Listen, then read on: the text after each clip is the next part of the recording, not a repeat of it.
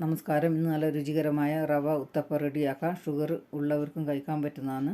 അര ഗ്ലാസ് ഉഴുന്ന് പരിപ്പ് വെള്ളത്തിലിട്ട് കുതിർന്ന് വന്ന് ഇത്ര അര ഗ്ലാസ്സാണ് എടുത്തത്. ഇനി അടുപ്പത്ത് കടായി വെച്ച് 2 ഗ്ലാസ് റവ വറുത്തെടുക്കുക. കുറച്ച് നേരം ഒന്ന് ഇളക്കിയാൽ മതി. ഇനി ഒരു പ്ലേറ്റിലേക്ക് മാറ്റി തണുക്കാൻ വേണ്ടി. ഇനി ഉഴുന്ന് പരിപ്പ് കഴുകി വാരി മിക്സിൻ്റെ ജാറിലിട്ട് അര കപ്പ് വെള്ളം ഒഴിച്ച് നന്നായി അരച്ചെടുത്ത്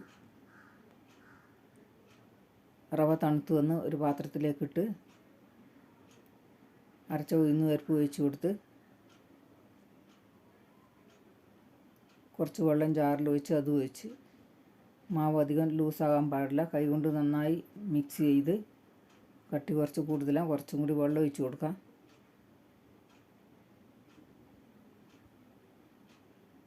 നന്നായി മിക്സ് ചെയ്ത് അടച്ച് വെക്കാം. ഇപ്പം രാത്രി 9 മണിയായി.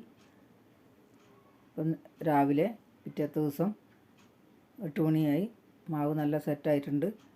ആവശ്യത്തിന് ഉപ്പ് ചേർത്ത് സ്പൂൺ കൊണ്ട് നന്നായി മിക്സ് ചെയ്ത് ഇനി ഒരു ബൗളിൽ ക്യാരറ്റ് അരിഞ്ഞത് വേറൊരു ബൗളിലേക്ക് ഇട്ട് ഒരു ബൗൾ സവോള അരിഞ്ഞതും അര ബൗൾ തക്കാളി അരിഞ്ഞത് ആവശ്യത്തിന് പച്ചമുളക് അരിഞ്ഞതും കുറച്ച് മല്ലിയില ചെറുതായിരുന്നു ഇട്ട് കൊടുത്ത് ആവശ്യത്തിന് ഉപ്പ് ചേർത്ത് നന്നായി മിക്സ് ചെയ്ത്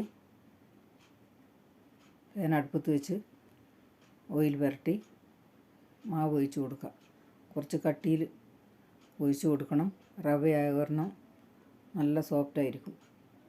മിക്സ് ചെയ്ത് വെച്ചാൽ ക്യാരറ്റ് ഇട്ട് ഒരു സ്പൂൺ നെയ്യ് ഒഴിച്ച് അടച്ച് വെച്ച് ഗ്യാസ് ഫ്ലെയിം മീഡിയത്തിൽ വെക്കണം.